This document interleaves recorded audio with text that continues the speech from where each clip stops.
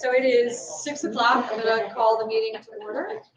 And really quickly, I'll go ahead and just read our mission statement so that we're all on the same page for the folks of the meeting.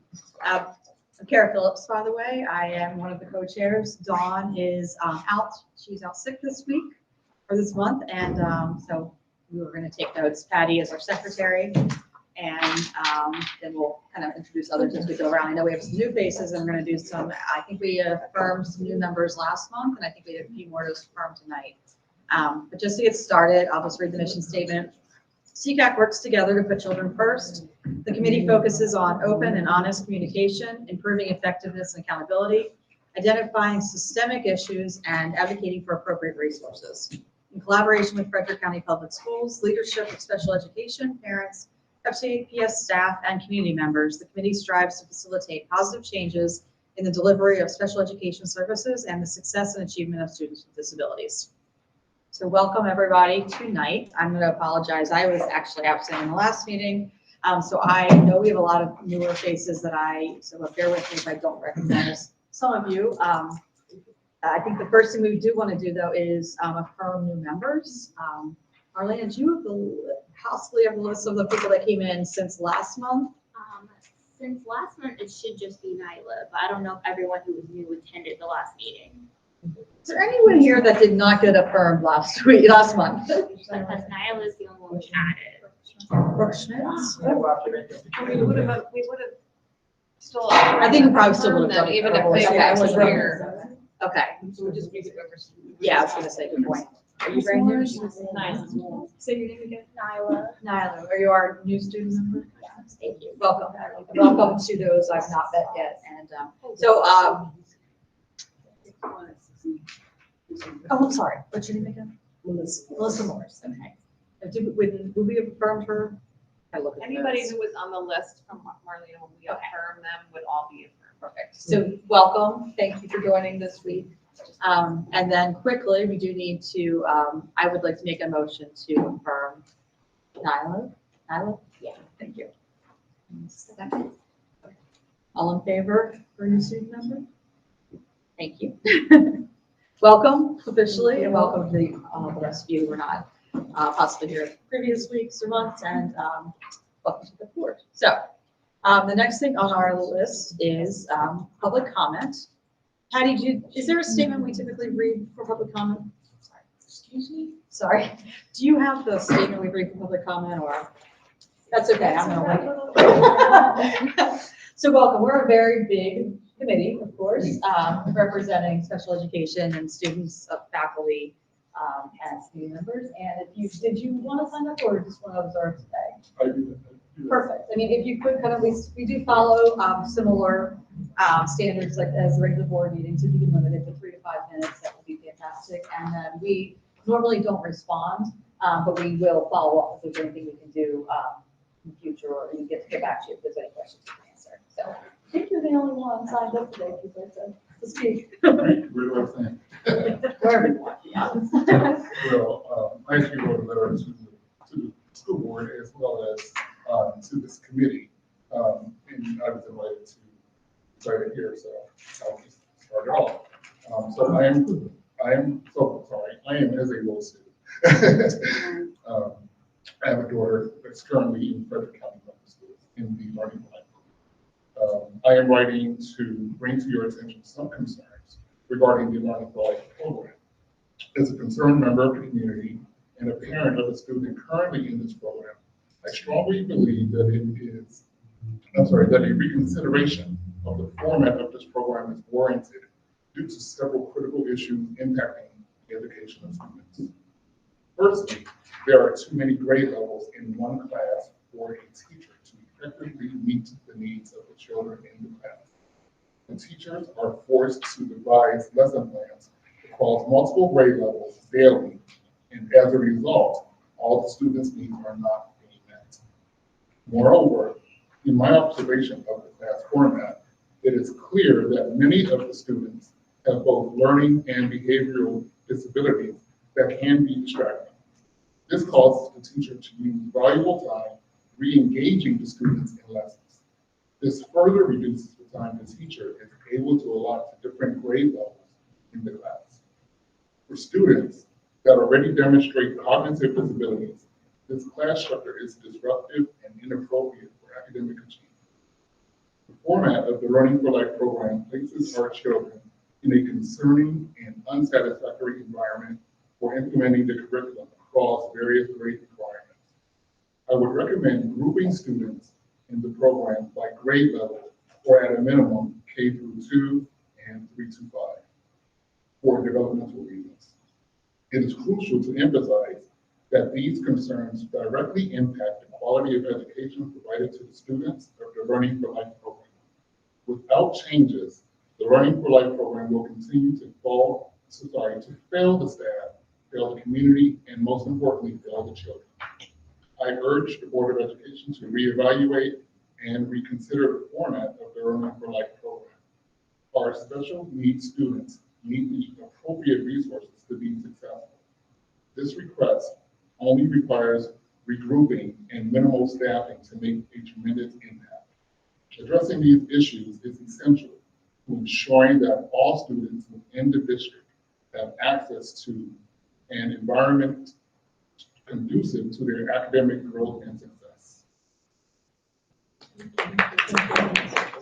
You're welcome What to grade? stay. How old is your child? She is 6. We do have a copy of the letter in our email, so we can attach it or share with you guys, and I'll make sure that our directors, we have our director and our your official title, sorry. Associate Superintendent. Thank you. Associate Superintendent is here, so she has heard your voice. And as a parent, I'm going to speak to my point. I'm a parent of a son. You're 17 in Learning for Life, so I appreciate you coming to speak, and we'll try to get some follow-up to you too.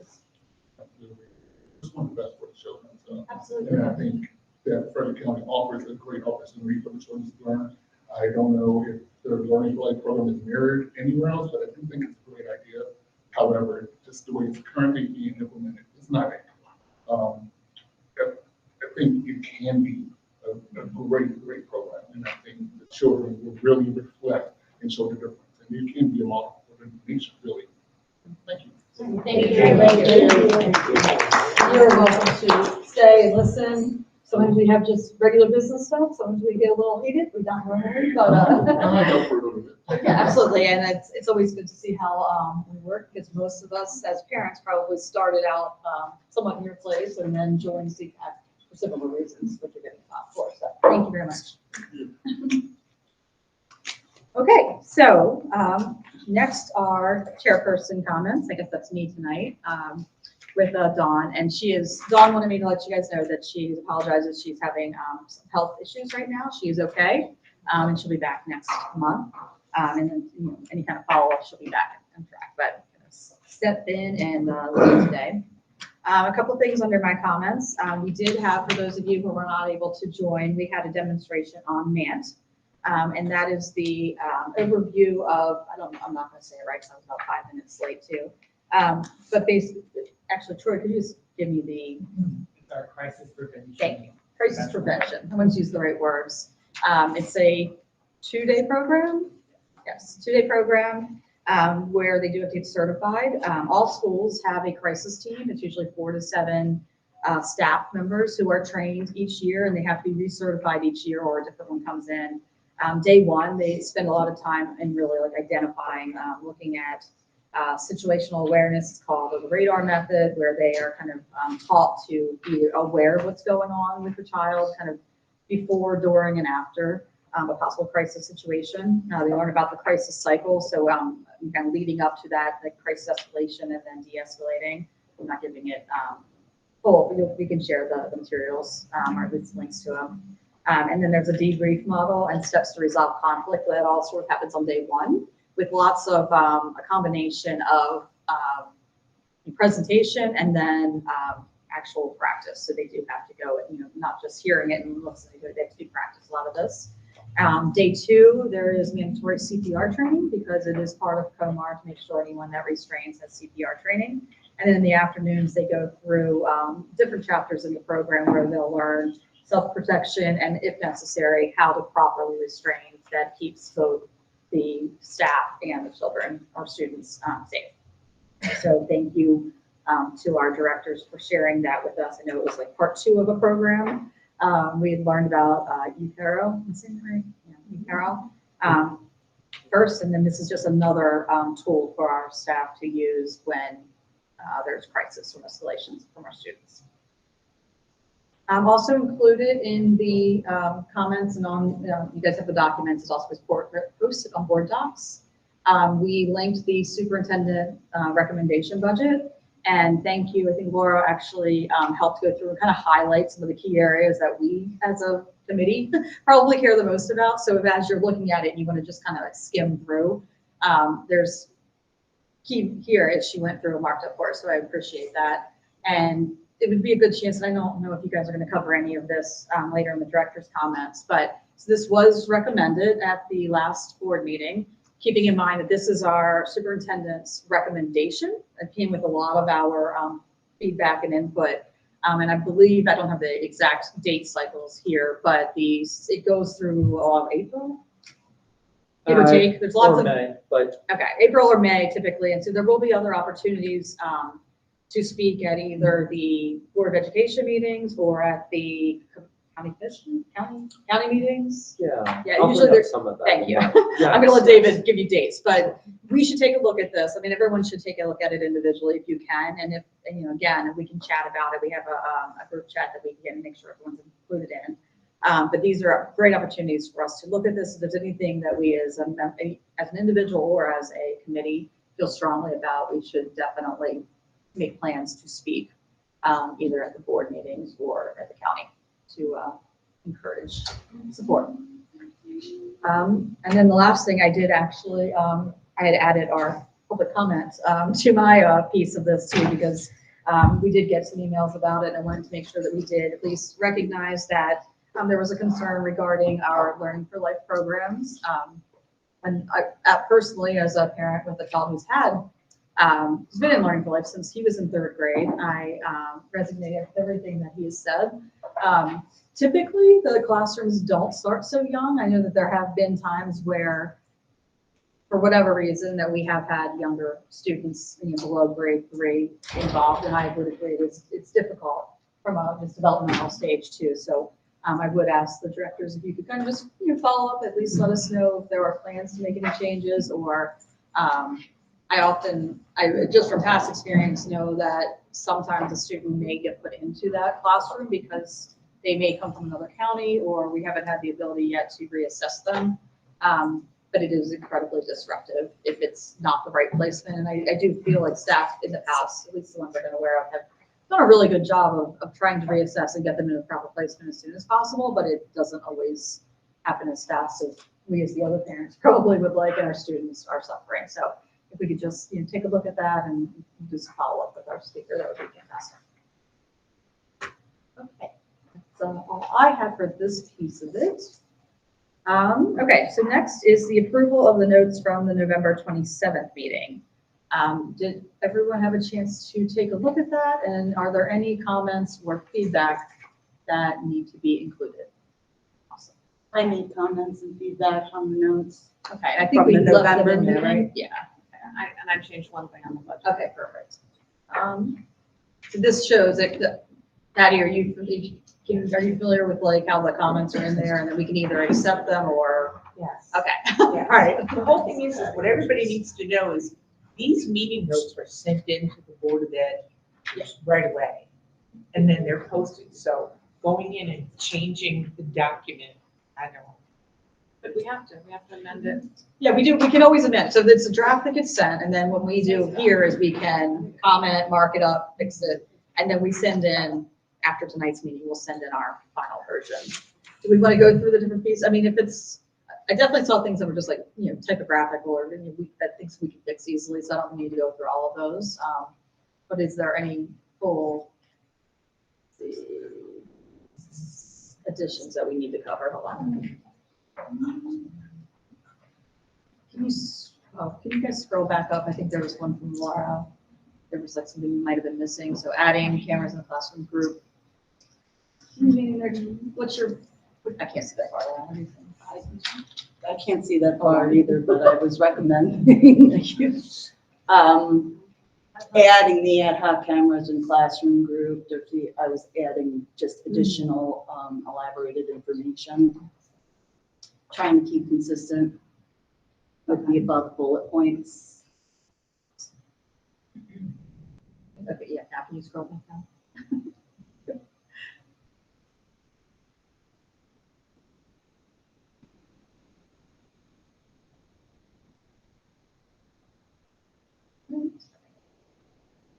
Is there anyone else that didn't have a chance to look ahead of time that recommends any changes or corrections to the notes? If someone would like to make a motion to either accept with changes or not changes, one needs to make a motion. Sorry. I make a motion to accept the minutes. Second, Jen. All in favor of making the changes? For those of you who are newer to, in case did we share with them real quick, sorry, like welcome packages? So you can, I think we jumped right in here, but we will share welcome packages. But basically of the membership here, we have 4 non-voting members, which are our directors and our partners for success coordinators. Is it 4 or 5 now? I think it's 5 now. Oh yeah, you guys keep growing. They are here to help and guide and be a part of the group, and they are non-voting members. So as long as we have a quorum of, I think at this point it's over 14 people voting, so we can vote on all these things. Sorry, just clarifying for our new people. Okay, so the motion passed, and we will submit the updated notes. All right. Now we get into the meat of our meeting, I'd say. Moving on to our subcommittee updates. And first up, we have Marlena and the membership committee. So, yay, we have a full committee for, I think, probably the first time this year. So all parent placements, all staff, all students, all community. So it's a big group. So unless someone's sending me an email that they're leaving, we will be full until the end of the year. And then the membership committee will meet next month. I'll send out a form so we can start preparing to get the new application rolling. I think when we did it digital this year, it worked really, really well. It was really easy for us all to be able to access it versus having to share paperwork.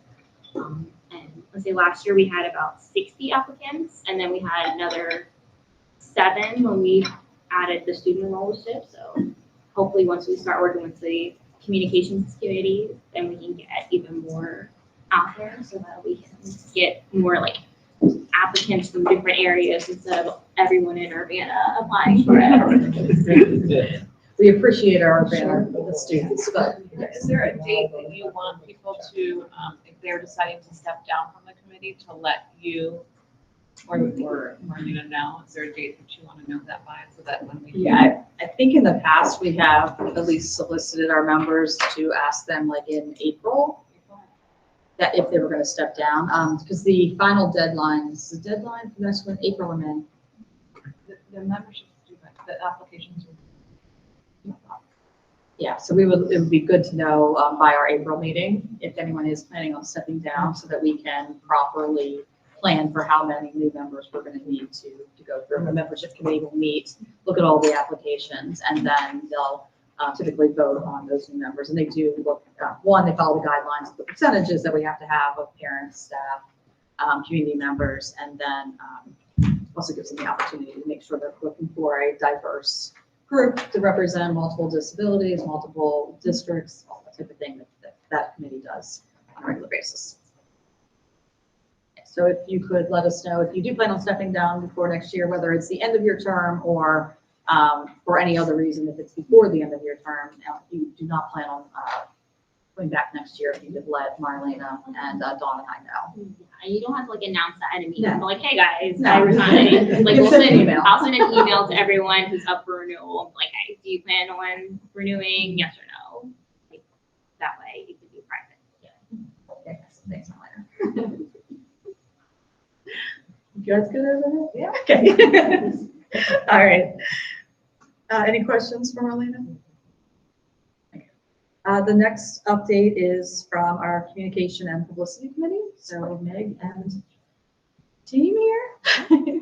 Well, Marlena already addressed one, because we were going to ask our wonderful membership committee when you were ready for your form. Just touch base with us, because we've got lots of places we can share it now online. And then to piggyback off of the We Love You Urbana students, but wanting to branch out, at our last meeting, we discussed, and I've touched base with budget, so hopefully we can get the ball rolling pretty soon. We would like to put 20 posters in IEP rooms for this first year and 20 posters in all of the high school hallways, as well as in the Judy Centers. The Judy Center. Judy Centers. These would have a little bit of information about CCAC, our logo, a QR code to lead to our website, and a listing of our social media to try and get awareness out there, both for parents and for students. We decided to try to target the high schools first this year because that's where we get our student numbers from. But we would like to, hopefully, if these work really well, expand next year, put them in more IEP meeting rooms, and maybe put them in middle school hallways to kind of have more staff, more families seeing them in the hallway, students starting to see that. So when they get up to the age where they can join us, they've already been thinking about it, kind of know who we are. And then we are looking forward to working with the resource fair. So we'll be touching base with that committee because that's coming up very quickly. And then I think what else do we have? So what I wanted to mention, because we want a little bit more input from you guys, and we've been seeing some stuff, but Meg and I created a couple forums, one for website resources and the other for social media post ideas. Just to get a little bit more input from you guys here. We have gotten a couple of responses, but we want your guys' great ideas. We want to see what you have, what resources you have for us, what you want to see on our social medias, what we can be doing to improve outreach from there. And like all your ideas are great. We're working on getting FCPS to share CCAC meetings FCPS wide, because Laura, I know you mentioned that in the forum. But yeah, other than that, we'll resend it out after tonight's meeting for our newer members and those that haven't seen it yet. But that was kind of my big point when I joined communications, is I want to get input, not from just our committee, but from our subcommittee, but from the entire committee, all of you guys. So that's kind of, what I've been working on. I've made a post or two on Instagram, and we'll see where it goes from there.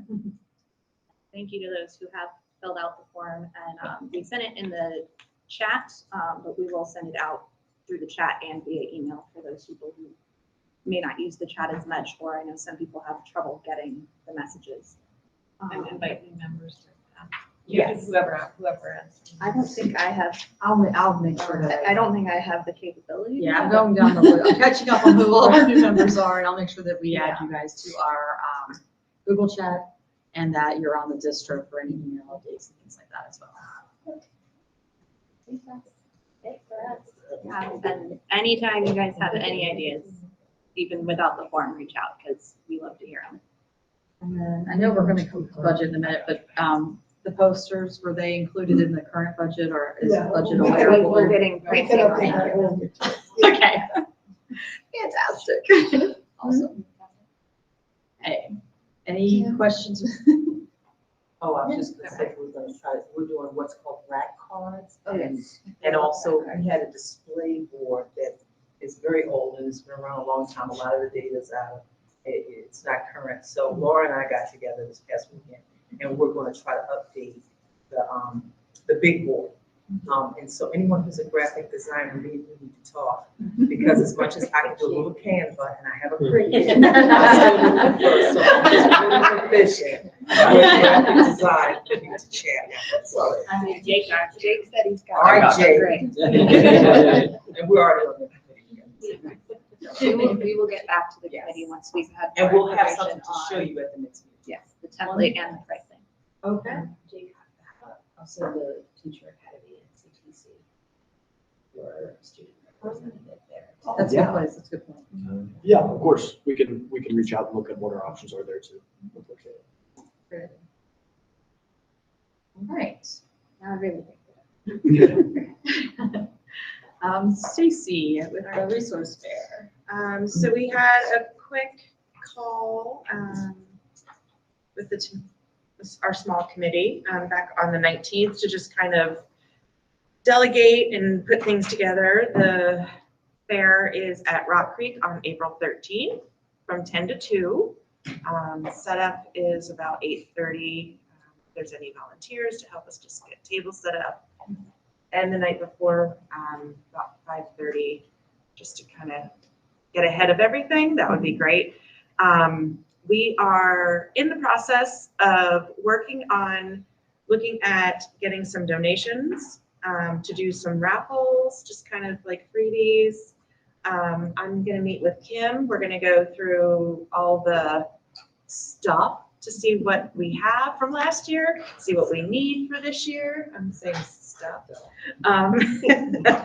Tara's gonna reach out to friends. She's already done it, she's on that. To get some donations. Last year, they were the ones that They kind of like did this one. Yeah, so. They do a lot financially. We're looking at that. I've talked to Meg Schaefer, who does the Unified Sports. She's gonna have someone kind of do some little, like, bring some different balls and do some little fun things. As long as the weather's nice in the little play area, play space. If it's not, we'll figure out something else. Last year it rained. And then, let's see, we are looking at Chuck Blairhart. Yep. So that's taken care of. And then we're gonna regroup in the next week or 6th. Can't believe it's the last week of January. To kind of start putting some more stuff together. So we're on the ball, we're moving forward. And we're putting out a new email next week. Yeah, so we have about 30 vendors already signed up, so I think next week we're just gonna reblast so we can get more people signed up and Now that the then, holidays are over. yeah. Good. That would save the date went out. You started Yeah. getting people out there. Fantastic. Yep. And then I'll make sure that you guys have the full, like, I honestly missed the invite for being on the committee. And I think a couple other people mentioned they might have too. So I'll make sure you have the full list of Full those that want list, to be okay, involved. perfect. So that everyone can join if they can. I think you had mentioned to me there would be like one or two, either 2 times or whoever could do the best of both times or whatever. Yeah. For the next subcommittee meeting. We've got Kara moved everything from last year into a folder for this year that I'm in the process of going through, and I'll get it all updated based on our last meeting. So that, and then whatever's extra or whatever, we'll get rid of. So we'll have an updated folder that the committee will be using and that kind of thing. Her and I got together last week, and I got her up to speed, and she was able to give us institutional knowledge from both when she was in the position with the schools and when she was on board and doing this event several years in a row. So, Thank you all for taking that over. It's been helpful. I'll get you up to speed too, by the way. Easter and Rachel have they've been plowing. Yeah. Love it. They're awesome. I have a question. Snacks, beverages, will those be supplied as well? We'll be partnering with Friends. Again, Yeah. And those who don't know, Friends is the community group that historically was started for parents and families with Down syndrome. And so they've got a really big presence in the community. Many of their members have served on CCAC over the past, and we typically co-sponsor with them.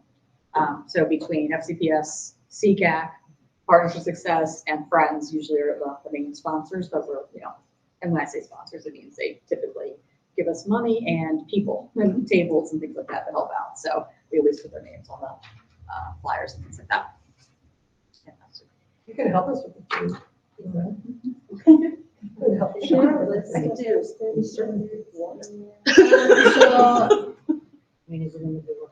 Yeah, it's somewhere in it's under the The form that was created for the CCAC fair, and it's just the responses that we've gotten in, and then I'll go and update who's responded yes and who's responded no, so.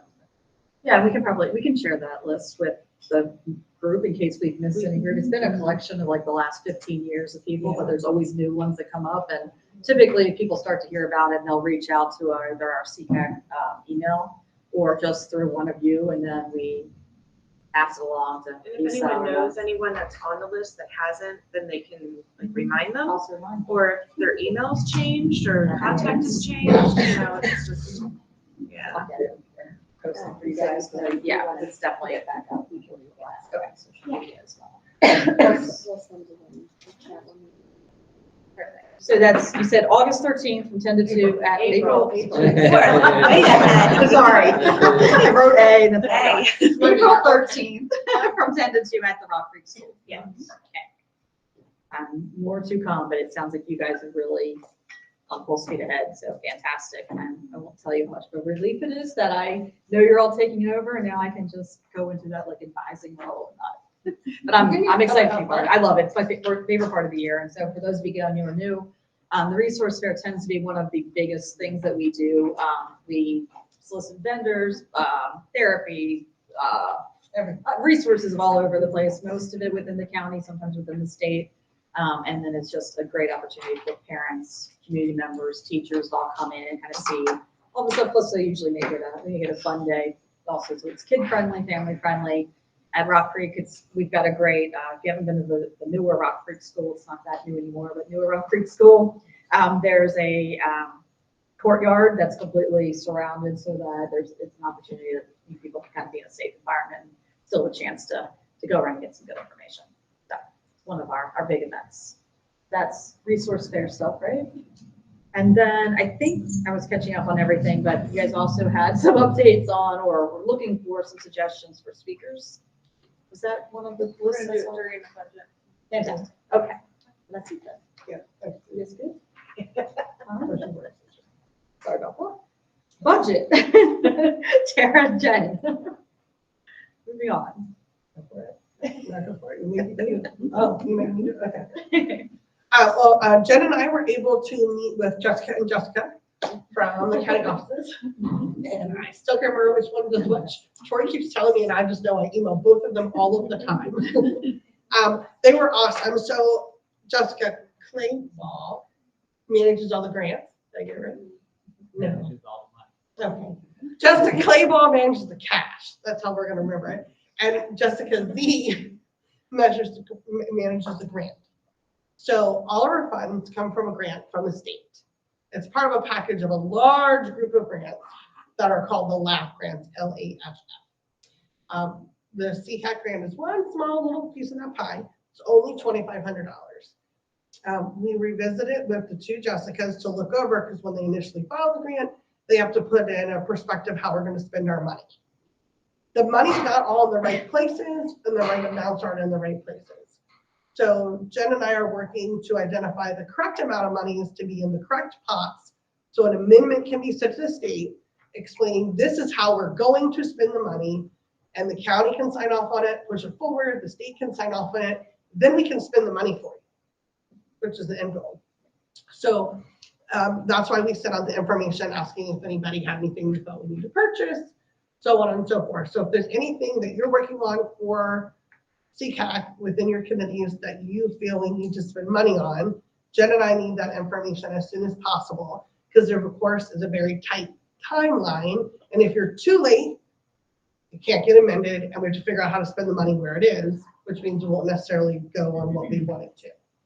So I think our goal is in the next couple days to send that final list of saying, we want these, like we have the poster information. We've got more information about where we actually need to parcel out the money for the events and how much money will be left for a speaker. We send that all to them.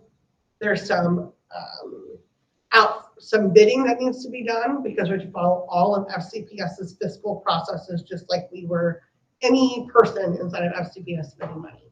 So for instance, for the posters, we have a really tangible example. We can't just go online or call somebody that we know and get them printed.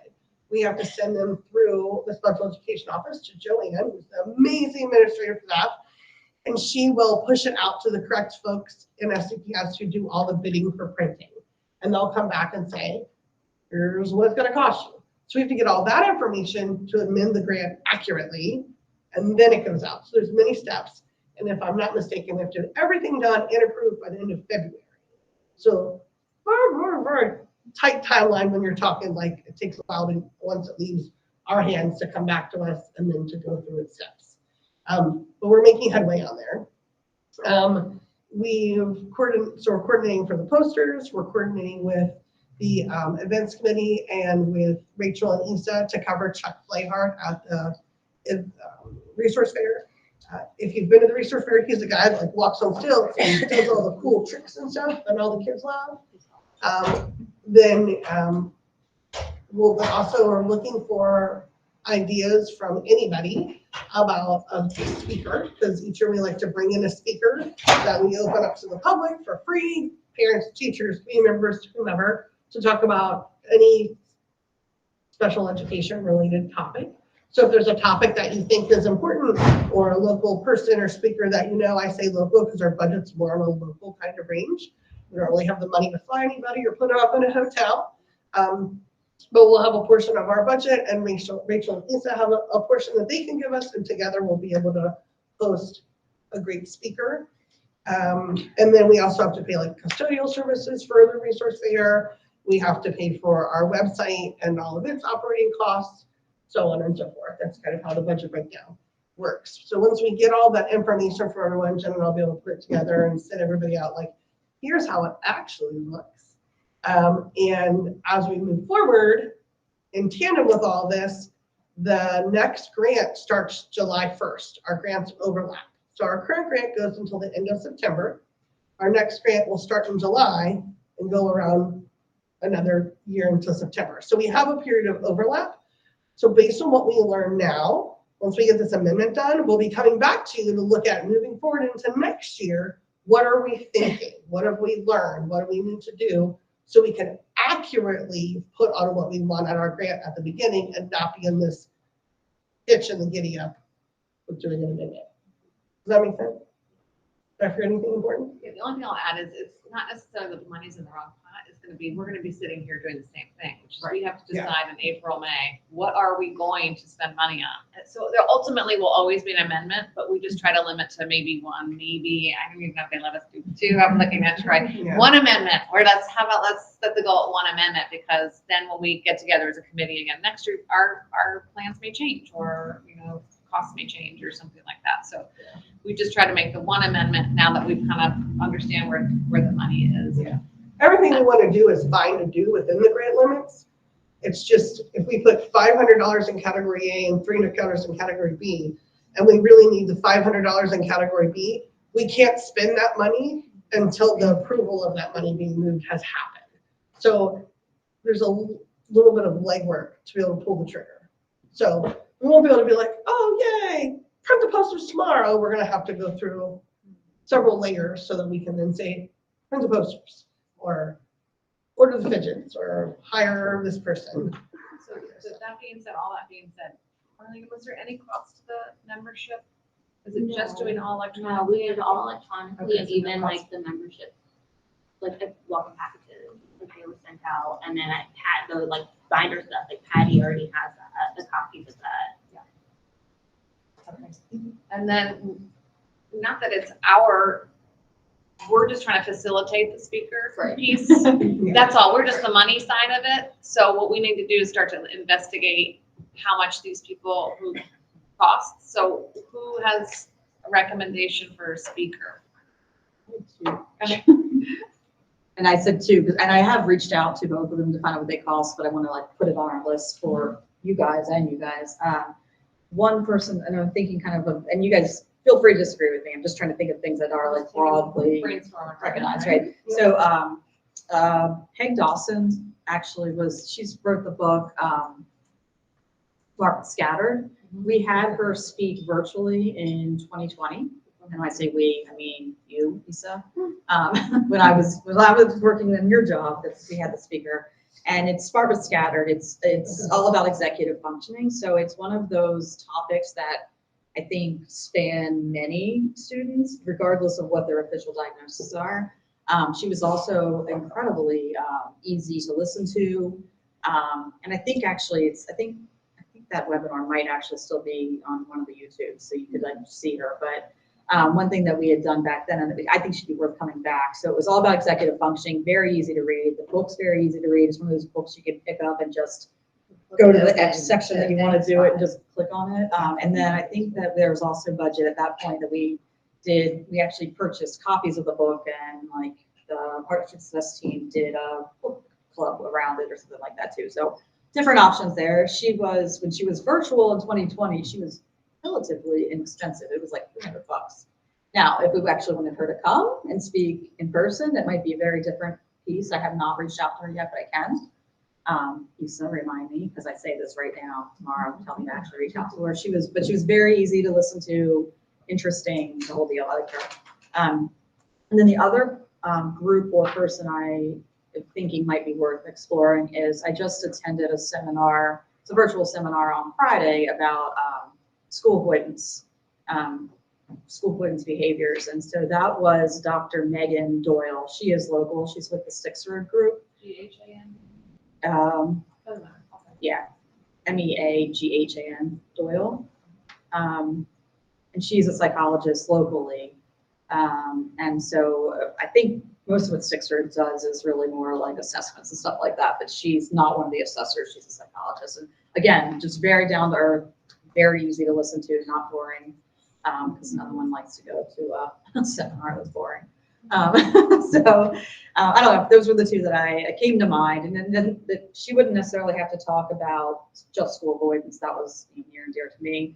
But if you look at the Stixford group's website, there's lots of topics that they tend to speak on regularly. I did reach out to her and ask her costs. What's that? Some six root, is that what you said? Yeah. I did ask her for costs today. I have not heard back from her, but I'll share that as soon as I get something back from her. She might be worth looking into. She was interesting, and she could even probably talk with the group to see what kind of topics we want to talk about. I think a lot of what they do is, they cover ADHD, autism, one of the big ones there. But I'm sure there might be other topics that you all might want to hear or share too. So there's my two ideas. For those who play in the resource fan, do you have like a theme or a specific focus that like you want to? For the resource fair? Special education, Yeah. support and resources for families and kids. I know last year the book reader was Oh, yeah, a book big reader was success. Like, that was huge. Everyone enjoyed it. He's Julie DeRoner brought in an author last year.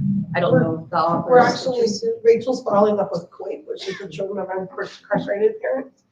They have a program where they come and read to children and give away books. So she's reaching out to them to see if because QUAKE also has a lot of resources that overlap, and a lot of their clients have needs that will overlap with topic in the fair. So we're reaching out to them to see if we can do some kind of reader program and give away books. You're talking resource fair right now. Yes. We're bouncing a little bit, but sometimes we have a speaker at the resource fair, sometimes we haven't. So that's kind of But been. that is happening It's at not the just- resource fair. And that would be dependent on if whoever the speaker is had availability on that date. So we Yeah. could decide if we were gonna like do it at the same time or do a different one, so. Laura? Yeah, I have a recommendation to Dr. Jonathan Dalton. He is local, he is in Rockville. Unfortunately, I cannot remember the name of his practice, but he has established it. It is dealing with child psychology. And he also has been here in FCPS, so I was wondering if we can like get a discount. He's already a vendor. Yes, already vendor. We love it when they're already What does he there. speak on? Like, what's the for topics? Or what is he, who is he known for? It's the majority of school refusal and avoidance, Anxiety-based disorder. anxiety, the whole 9 yards, and it doesn't just have to be limited to special education students, as general education students also suffer from the same generalized anxiety disorders and school refusals. I have one more. Another one I thought was, it's been 3 or 4 years now, but Amy her last name, and she has an inclusion practice where basically she's got a history. She worked for the state for years, and now she has her own inclusion program where she goes around and actually teaches different school systems how to include, be more inclusive environment. But she did some seminars for us in the past. I'm blanking for a second. Amy's all we got right now. It's gonna come later. It's just gonna be in a Like minute. at 2 in the morning. Yeah, it'll be before that. I'm gonna look it Amy, up. please. Put in the chat. But she's done some really good speaker series with us too, in terms of just like IEPs. Like she worked with. Amy, please. Thank you. The Play-Doh, yeah. questions to ask at the IET. Yeah, it was, please. Amyfleet.com. Yeah, thank you. AmyFleet.com. Two E's. All else. Joyful inclusion, thank you. And she has a whole practice on joyful inclusion, but she also did some series with us where it was like what questions to ask at the IEP table and how to like help us as families understand the process and break it down into simple. She has a really good book.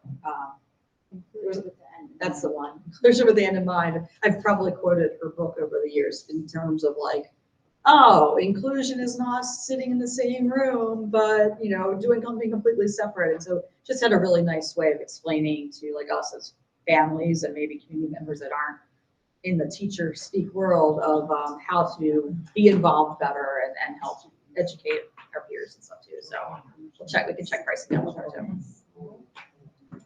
There's also a website called speakerhub.com. Oh, yeah. You can look up people based on their study. And they have a price.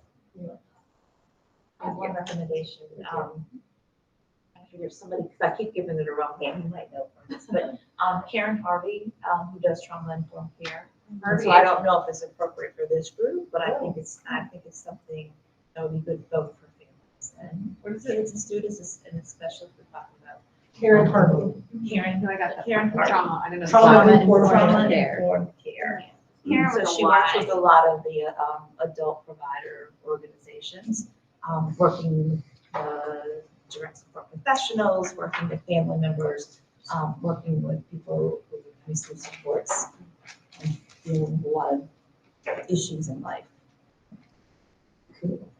These are all great ideas, and if you're brainstorming later, put them in our, group chats and things like that as well. I mean, if we can't, we can always put them on a list. Issa, But again, we Rachel, are Madison. under a time.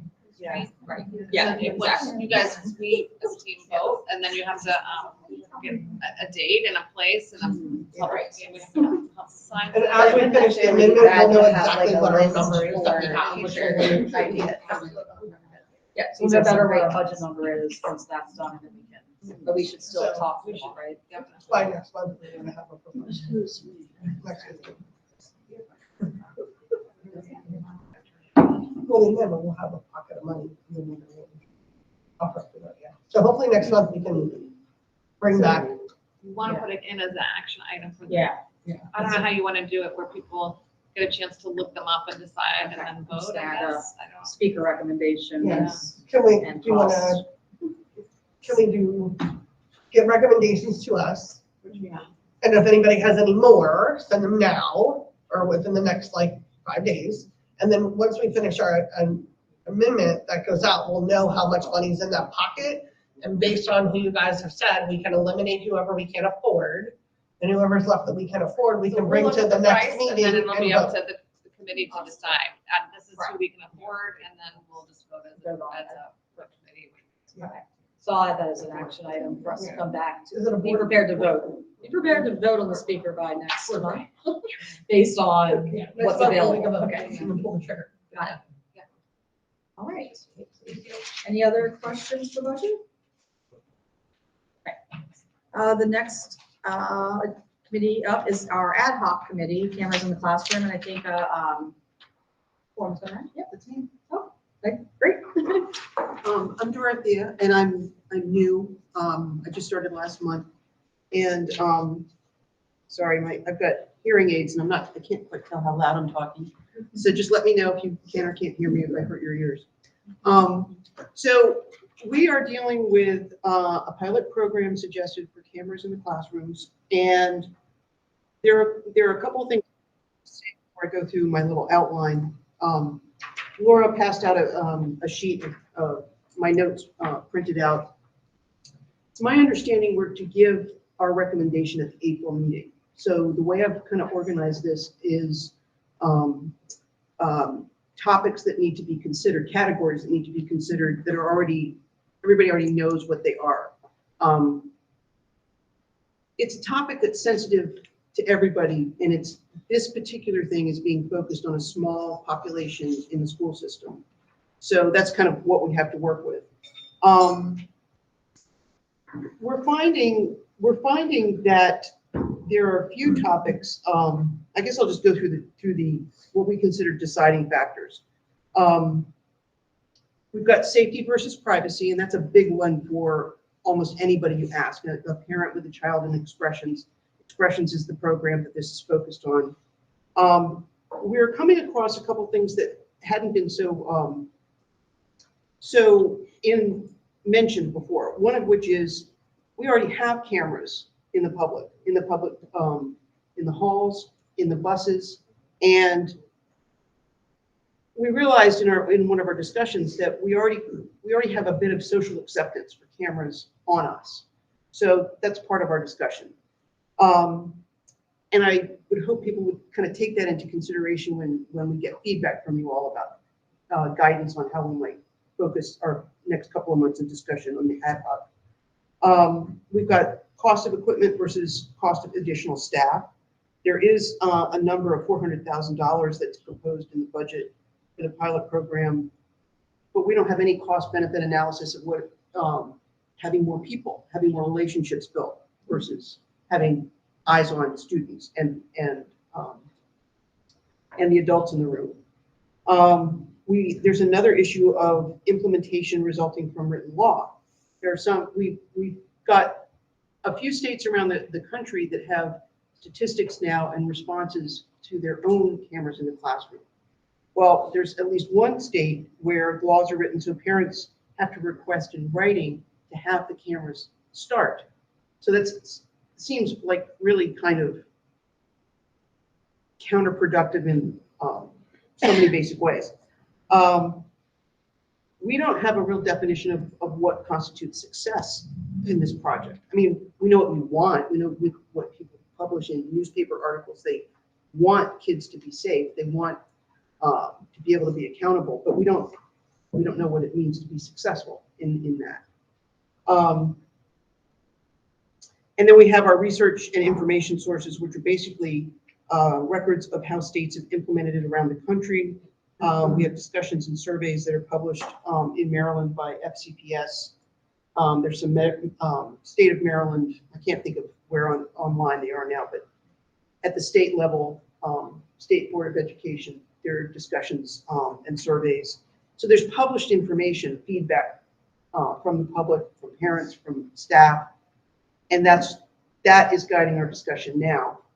And I think that the goal is to present you all with a consensus by us, which really still comes down to personal opinion, because I think everybody in the country doing this is still dealing with how do you make a statistic out of it? How do you say if this is good or bad? And frankly, I keep coming back to the fact that we, as a society, we're already comfortable with cameras in our life. So I'm finding that I'm more comfortable with the idea of cameras in a classroom than I thought I would be. And so we're looking for any feedback you all have on our categories, how to guide our conversation, what we might put on the scales. I take it a little past personal opinion, which we all have about this. And maybe personal opinion is what we're going for, because they're our kids, and it's, I don't know how to quantify, I don't yet know how to quantify the statistical information we're getting back. So from there, I'll just say, what would you like us to bring back to you? I think personally, I'm not saying whether I agree with it or not. I just think there needs to be, on behalf of the staff, union representation. I think you need to speak with them. Just on behalf of the teachers. I think that's To get an idea of how to come to a consensus as opposed to what the consensus For is. them to have their contractual language in there about where they stand. We're just gathering, like, I think what we're just doing is just trying to decide to bring to you guys how we would feel as a whole board. And if we wouldn't, as a board, vote to support it or not support it. I'm not saying we shouldn't talk to, but Yeah, I think getting into contract stuff with them, maybe going a little too deep for, I just don't know how far we should go.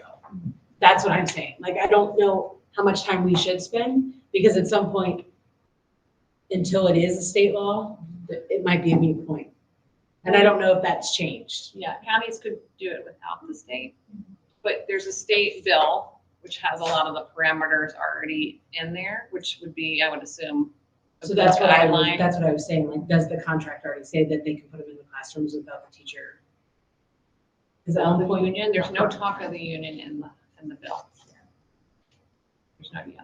Once it was a bill. Did you remember, Laura? I don't remember seeing anything about a union in There's But there's no union for Maryland. However, to bring this back full circle as far as buses go, the supporting services union does not have any language for bus drivers, and yet bus drivers still have the cameras on the buses. And I wish I had, actually I do.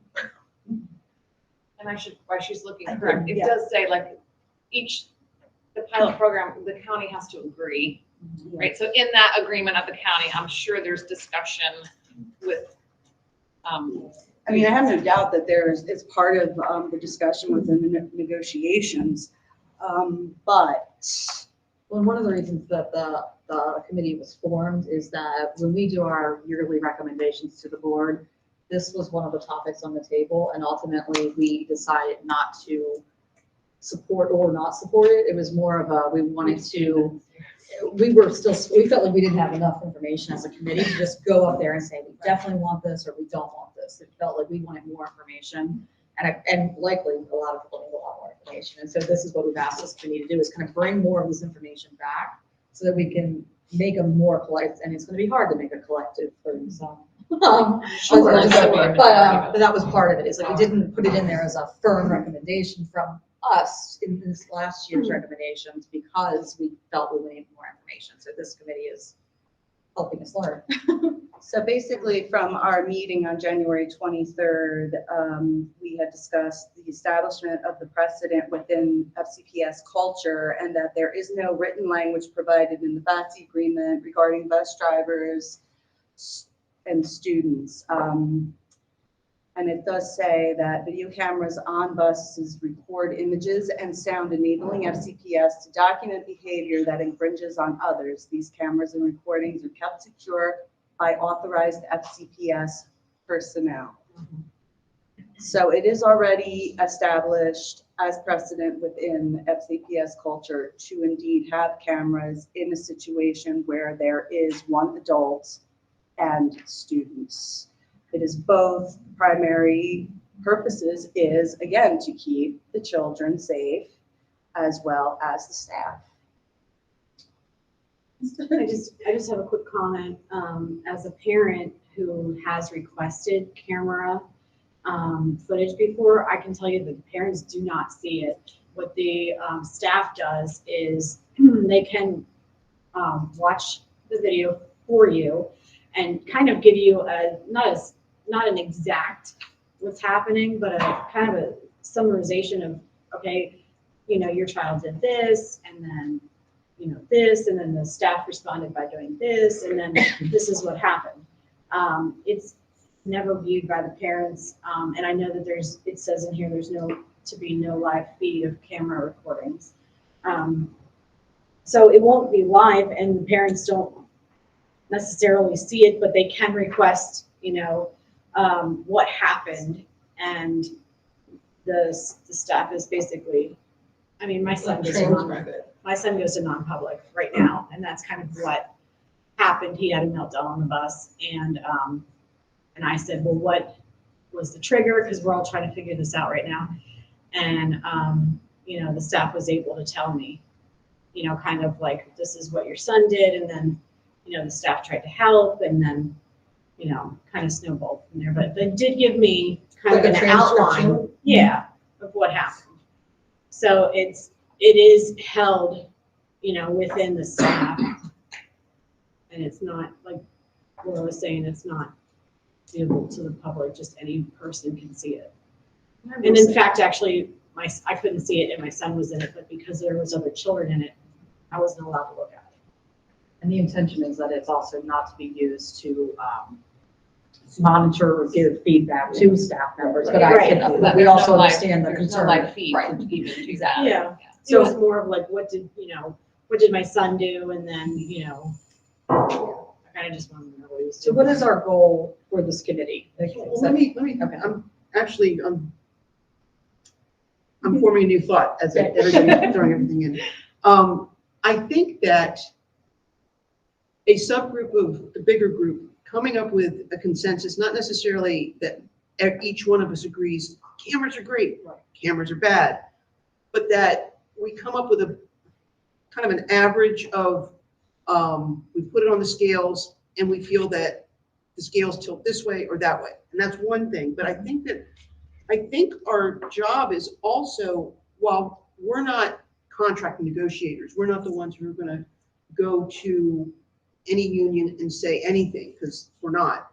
But knowing that that is what comes down the pike, it's not that I think we certainly have plenty of room to advise on the points that we see coming up over and over and over, and suggesting some ways of language that can be used in negotiation, because we are being asked for a thorough opinion, and that's part of it. I mean, I'm sure there's several people in the room who have either been part of a union or part of some other group involving work, and we have to have those conversations. So I think our job is maybe two-tiered, but the main thing is just to kind of come up with a feeling of our consensus of what's known about this, what do we know about our experience in human nature, and then help people communicate it to unions or whoever needs to have the next conversation.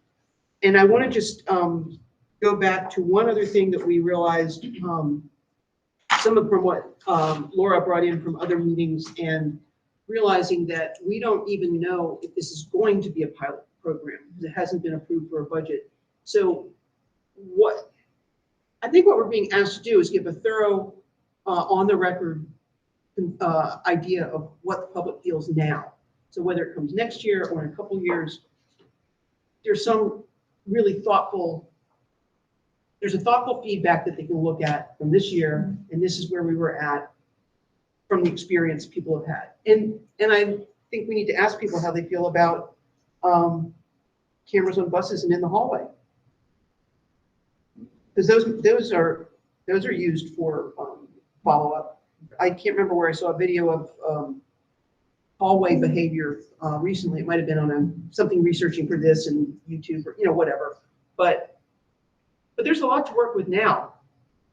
It's just out there. I think that's what we do. Another component would be hopefully to be able to answer questions like, well, what does the bill say in our state? What has happened in other states? And just to kind of gather that information, so whoever has a question, hopefully we can be in some kind of realm to be able to answer, to give everybody an informed decision when and if we decide to vote for this as a recommendation. Everybody feels like they have enough So information the to goal of make the that committee, to decision. a point, is to kind of summarize all the what ifs and the FAQs to have a place, and then it could be possibly something that, here's all the research CCAC has done, and whatever it is, we could post that on the site, so people had questions, we could clarify it. We'd need to work to make sure that whatever we say it is matches up with the schools, of course.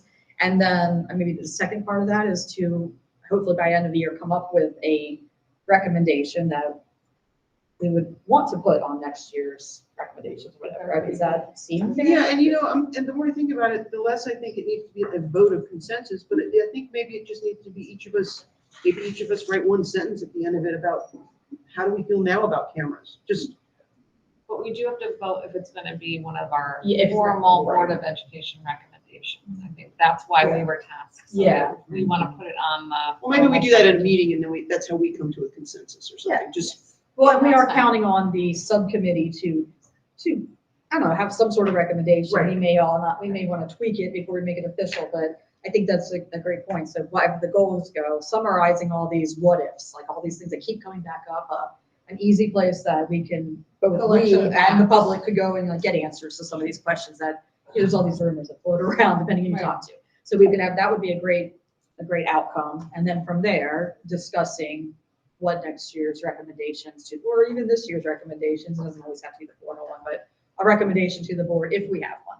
So is that our goal for, if, I'm thinking I'm April asking, is yeah. well, I'm thinking April is the time for that goal, so that this committee, the whole committee has that, and then May to decide. I think that would be great if we could have kind of like, if we could have that summarization and then what the subcommittee recommends, we could discuss that as a bigger group with more time at our retreat. Thank you.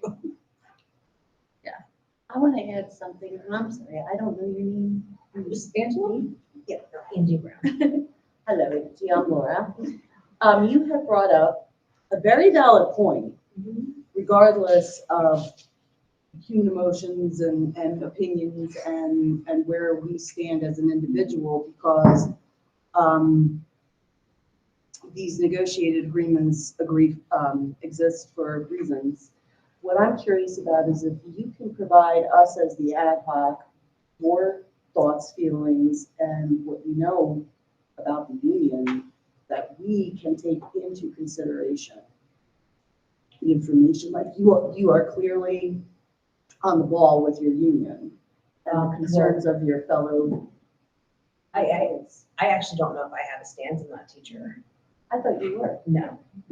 but you still bring up a good point. Yeah, I just know that I'm a clinical social worker. So I have worked in the schools for 18 years. And I worked in programs in 2 different counties.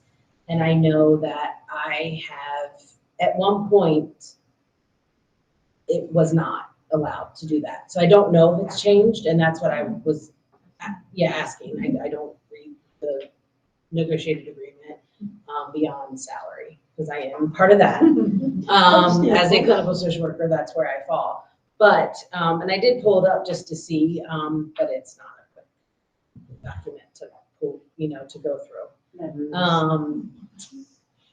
But I just would not, and my point in that is, I would not want to see time spent on something that we would have to, even if we had a recommendation, even if we came to a consensus, if we had a recommendation that we would need to bring to the board, but then it would have to go, we'd have to wait 2 more years, or we'd have to go in front of the union to try to do that, or if it's been brought to the teachers.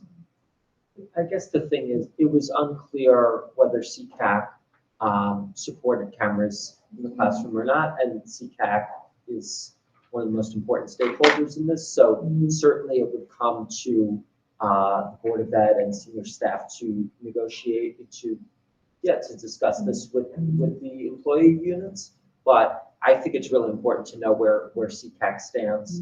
I think that would carry a lot of sway with the Board of Ed in next steps. Still could probably take 2 years.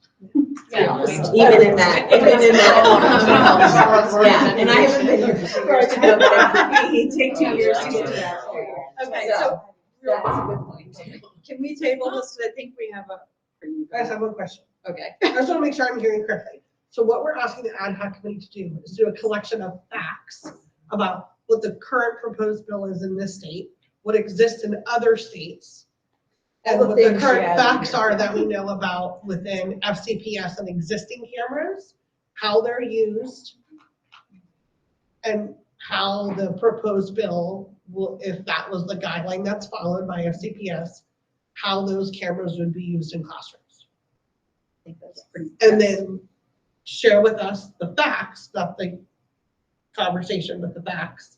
So we then have the facts that we can share on our website for parents and community members and teachers and whomever. And then as a board, we can discuss what the facts are and come up with a consensus for our recommendations to the board. And we can discuss that at the usually April-ish retreat. So that's what I hear. That's Yes. Okay. I just want to make sure that I Thank you. I want to make sure I had the right expectation and Perfect. Thank You're you. welcome. All right. Email that to me? Yeah. Exactly. Okay. You are a data collector. All right, That's thank what- you. That I already knew. So in light of our timeline, thank you all Just for if I could that. just say two things. Okay. One thing is that our association has said it is a working condition, and so it is something that they would have to agree to, and so we would need to certainly engage with them. The second thing is just, I'm not sure that it is in the proposed legislation for this upcoming session. I haven't seen it yet, but if you have, then I'd love to see it again. I don't know if it's there, it is dated as the update as, 21. there is a more recent date on here. Yeah, okay. Because The they last followed time through we and did they. it this Said that time. into our I session. was gonna say, I I did don't think not it's think in I the saw session it in the either. session. But I don't think it's in the section. But there's one out there that's, Well, 21. there's been multiple, we've done a physical workup every time it's come through. The last time was 2020. 2022 is this one, but then it has the update.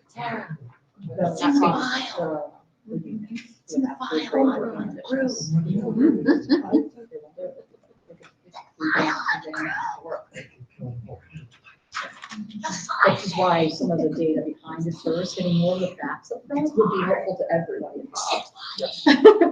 Because I think there's so many unknowns and rumors. Framework. So we want to help factualize it for them, for everybody. Okay, so let's table this of time. And the next one is Student Voice Committee. Is that you, Jake? Yeah, Okay. that's me, that's Drew, that's Dawn, who is not here tonight. She was also at the meeting. That was the three of us that we had back in like mid-December. I've just posted the notes for it in the Google chat for everybody to look at. And we talked about a whole bunch of stuff, everything from increasing student voice, student involvement, spreading awareness, stuff like that.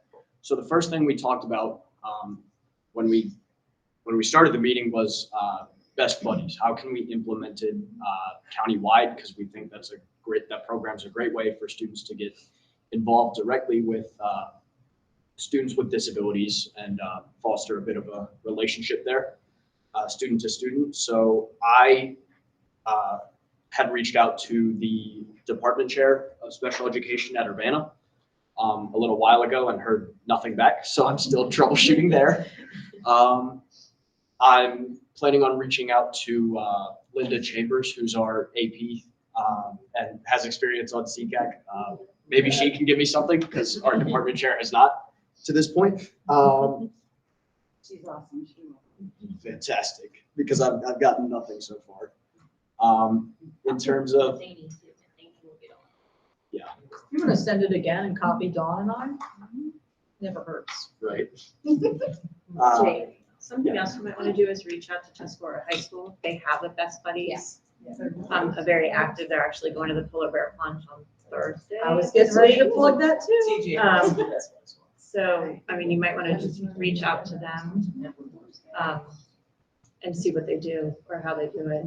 It's valuable for the students that are special ed that are in that club also, because it's one of the few clubs that they're engaged in.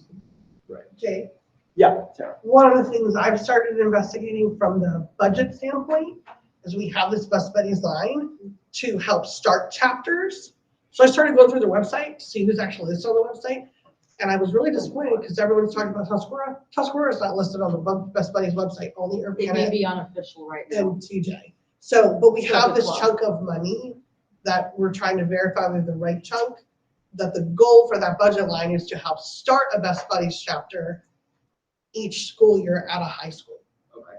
And So just for some we should for some historical content on that too, we had budgeted at the time, you guys I'm this is trying to a find out decision, right but it now. was for Best Buddies, for a program like Best Yeah. Buddies.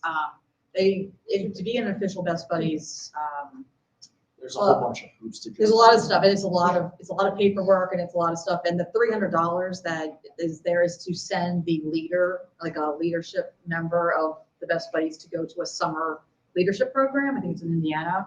So that's really what that money is for, is that so like a junior can go learn, do a leadership type thing in the summer, and then come back and share it with their teams. But it is a complicated program, and I think they have been official. It's So just that's- sometimes they that- do their Like official, like with the state or with the With overall the national best best buddies. buddies? If you go one best Oh, buddies and you want to find a chapter in your county, I went to Maryland and looked through every chapter in the entire state of Maryland, and all I found was Urbana and Cheetah. But there have been others, and there are, I would say, best buddy like Yeah.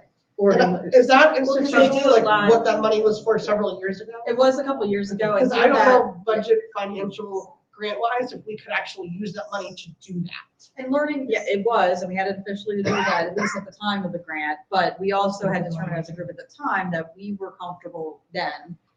We didn't necessarily care if it was officially to go to the official Best Buddies or if it was just to go to a school program that wanted to use it for activities and things like that. Because they do a lot with Special Olympics and Yeah. stuff too. Like we've had teachers and students go to Disney for our big Special Olympics things and stuff like that too. So anyway, something else to explore, to add to your list of like exploring with that. So. Best Buddies.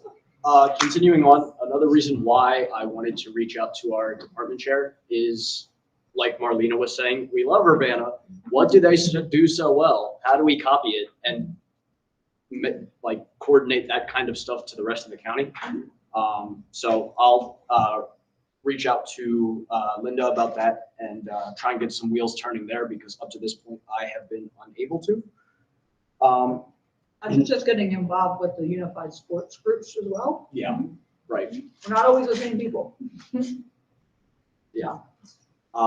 In terms of increasing student voice, we're hoping that we can add more students than just the three of us in the coming years.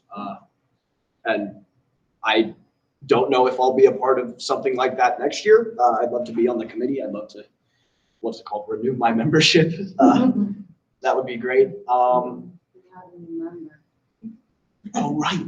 She's right there. Hi.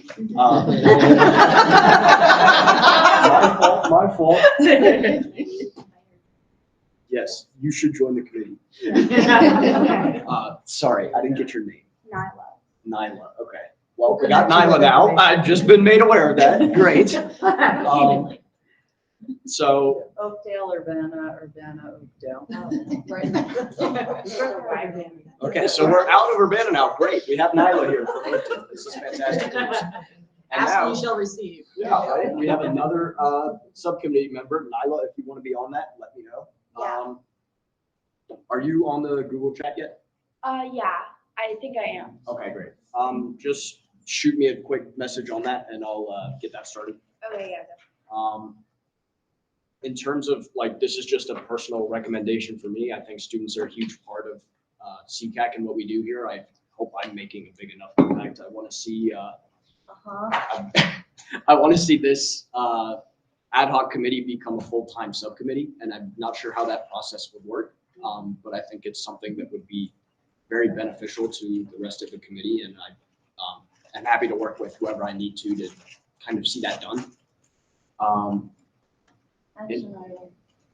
Right, yeah. I will add that down there at the bottom. In terms of increasing student involvement in schools, we're going to start with high schools because, like we said, that's where we get our students from. That's where a majority of students in the school system are from. High schools are biggest. And we think like the impact of high schools can kind of trickle down into middle school, elementary school, stuff like that. We were going to reach out. I know Drew was going to reach out to a bunch of big student organizations. If you want I to talk have about some that. notes on that. I will, do you want me to do Yeah, that go right ahead. now? Okay, so yeah, a couple of months ago, I sent out some information about a community conversation with a youth group. This is on the state level, the Maryland Youth Advisory Council. So I went ahead and I attended that meeting alongside a lot of FCPS students. Most of them were from Urbana again. So the water in Urbana, I don't know. So really that purpose of the meeting was to really get to understand the students this year. And there's a lot to do with disabilities, and there's a big focus on that this year as well. So I just wanted to share that with the larger group. So there's definitely a big push on anti-discrimination for racial, ethnic, LGBTQ+, religious, and disability. And there's also really big focus on student mental health this year. So that's something that I really also wanted to address, just bringing that out there. And a big push for student voices especially on the Board of Education, voting rights. That's always been a thing. So there's a lot of students out there who are ready to take on these positions, to talk, and it's just reaching out to them. So I have gotten the opportunity to talk to a lot of students that are not from Urbana, but also including them. But I will share that information with you guys. I put all those emails in a list in a Google Sheet, and I'll send that out to whoever that might be so that you guys can share out those emails to get them involved.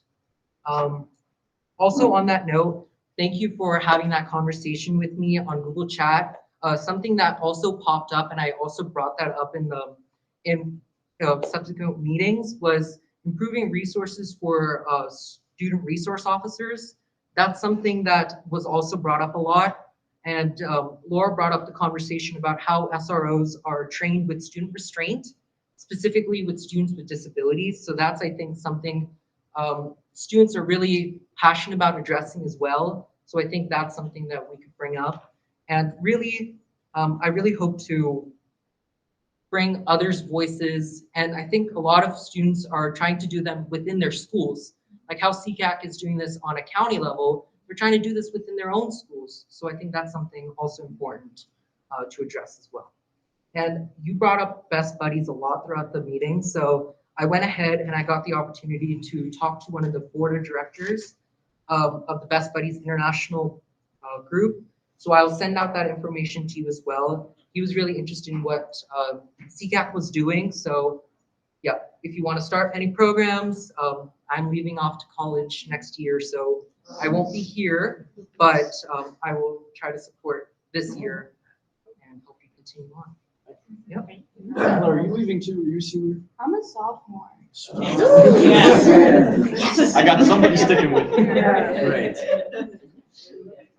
Sure, I hope so. And for purpose of time, do you have anything else to add, you guys, or? What's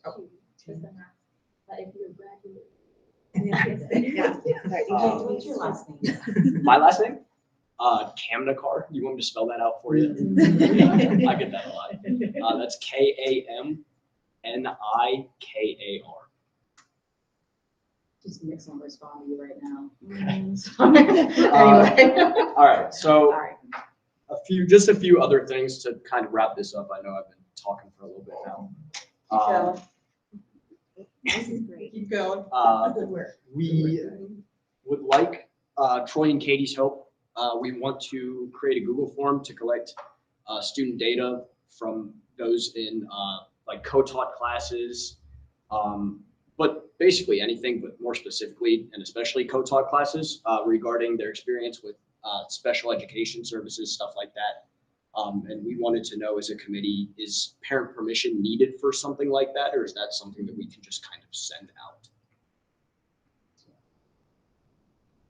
Yeah, I think we would require parent permission, and then we'd have to be cautious about personal information collecting that. We'd have to do some research on our end about how to make that happen. Cool. Just let us know, and we can go from there. They develop a survey and then you distribute so that there was like a system between, they could have a set of questions and then it gets to it. We have a wonderful research team. What necessary policies. Yeah, that would be fantastic. Thank you, guys. And you all can send us those questions. That will help us when we engage in those conversations. Yeah, we'll get started on that. We also we discussed concerns with the IEP and 504 meeting process. I know that was something that I brought up at the Board of Ed meeting several months ago, especially during that transition process when a student goes from IEP to 504 or 504 to IEP or some kind of accommodation to not needing anything at all. We wanted to kind of survey that somehow and collect data from like the transition interview, how that's going, how's the student responding to their plan, how much do they know, things like that. So yeah, I mean, that's where we're at research wise. In terms of awareness, we want to do just a little bit more than, because we see a lot of pictures, a lot of like inspiring quotes, stuff like that about disability awareness. We want to do a little bit more than that, and we're not quite sure what that would look like yet. So if you guys have any ideas for that, please let me know, let Dawn know, let any of us know. And we're happy to work with you there. And then we have our action items at the bottom, just basically summarizing what our next steps are, what we've covered in the meeting, and where we plan to go next. And that's pretty much all I have. Does anyone have any questions for me? I have a question for Drew.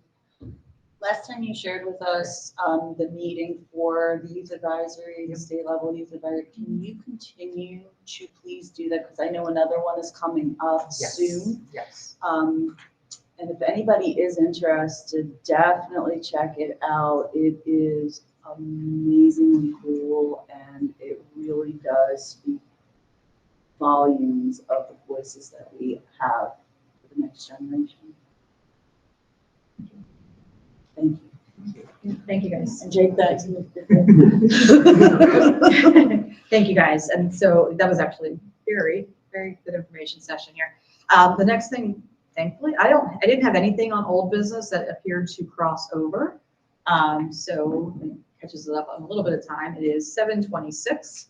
So we're going to jump into our new business, which is really more of our open session part of the meeting, where we go through and have opportunities for each of our student, parent members, community members to anything that's on your mind that you want to bring up to us to just maybe just note or, create an action item, anything like that. You do not have to speak if you don't want to speak, if you're one of these groups, or you can if you want to. But let's also be cognizant of the time, because we still do want to hear from our Board of Ed representative and our director's presentation. So first up is student members. Do you have any additional items to speak to other than your readout? No, I mean, I've just been doing stuff for the student ad hoc for communications, publicity. So that's kind of what I got on my plate right now. If anybody has anything else for me, let me know, and I will figure out what to do from there. So what I'm really spending time is trying to formulate some emails, getting people who should be pertinent to what they're working on, trying to get that together. I'll send that out to the communications as well. Really getting student voices involved. I know you're new and you do not have a speaker, you can, welcome. I guess I came in here with a couple ideas of things, just to better our school system, both for staff and for students. I don't know, if I should share them out now, or if I should work with the specific subcommittees that I mean, if you have anything top of mind that you just want to get out there, so just let us know, or if you want to join with Student Voices and then present it next month together, whatever you're comfortable with. I'll probably talk to Student Voices first and get stuff. Okay. Well, we look forward to hearing from you guys again next month then, or sooner. You can always go to the chat and stuff too. Okay, parent members. I don't remember who submitted each of these, so. Me. Okay. Can I ask a question? Sure. I know we're on time. I feel horrible. There's no name cards, and I only know a handful of names that I'm really bad at name recall. And there's new people, and there's new people from last year. Can we just go around the room and say who we are, and if we're a parent, community member, or a staff member? Don't go into the full thing. Yeah, What you are. Hi, my name is Sarah Capps, and I'm a parent. Okay, go ahead. I with that. feel horrible. It's bothering me the whole meeting. Thank you. And we will have our name cards. It's It's no not a big deal. No but- fault without the name card. I would probably still have. Yeah. Okay, you were Tara and you're a parent. I'm Tara. Move around. Drew? Drew Nagel, parent. Right now, Claudia Gonzalez Bingo, parent. Jennifer Bingman, Associate Superintendent. Laura O'Neill, parent. David Bass, Board of Ed member. Kara Phillips, parent. Brooke Schmidt, parent. Angie Brown, CAS coordinator. John Chandler, community. Jennifer Bassett, parent. Dorothea Morden, parent. Joanna Seeger, staff, but I also have a son who has special needs. Christina Francis, parent. Marlena Wiley, staff. Morgan Downer from Arthur Frederick County Community. Sonia Hudson Garcia, community. Tyler Leiter, staff. Jake Camnicar, student. Meg Knapp, parent. Drew Grish, student.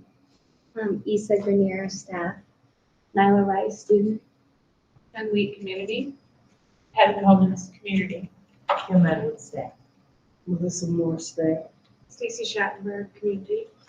Yeah, and on that note, I've added an action item to also send all of our new members in the last 2 to 3 months, the welcome packet. That'll kind of summarize everything for you, because it's something we usually cover in our like August, September meeting. So I'll send that out to you guys too. All right, sorry about that. All right, Laura. Some of these were yours, and then we can also go around if any other parents have any comments as well. I will just jump right into school refusal and student mental health, and I will probably just table the representation at Partners for Success events and responding to public comments for another meeting.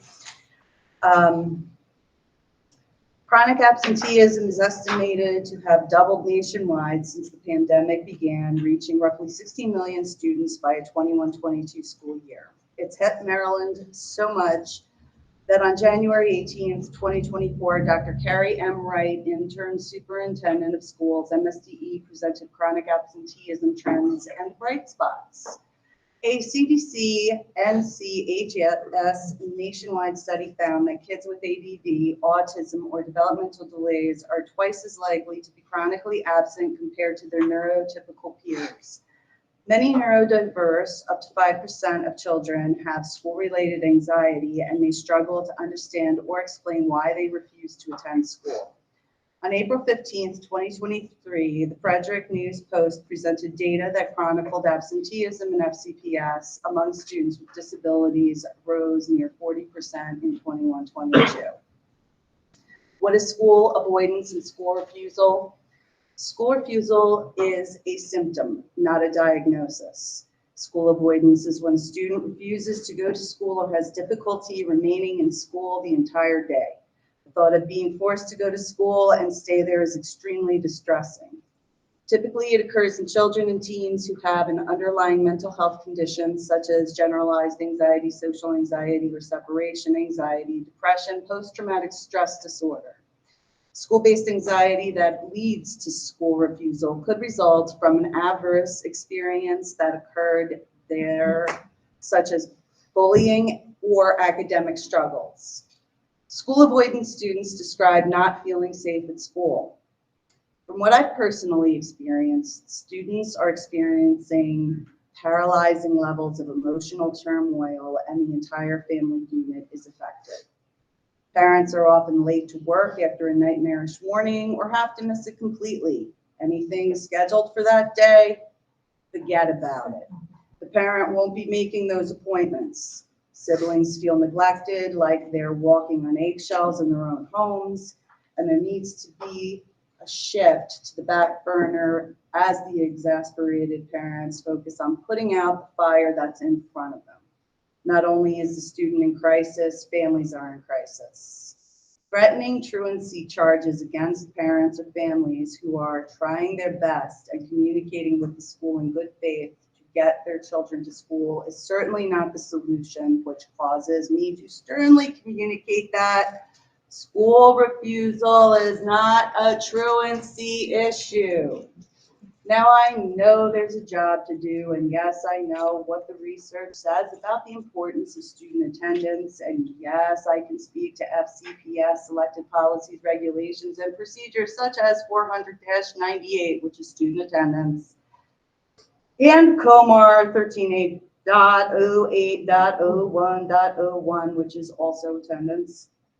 However, there is nothing more disappointing than when a school throws salt into the wound of any family in crisis by threatening them with truancy charges. It's such an unproductive, punitive stance to take against a family who just needs to get their kid to school.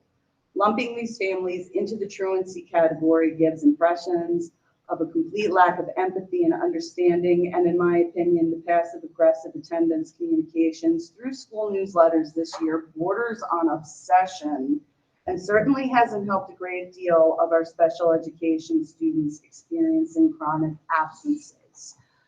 In front of me is a huge pile of documentation that I have compiled with regards to Facebook opinions regarding this attendance obsession. I'll just read a little bit.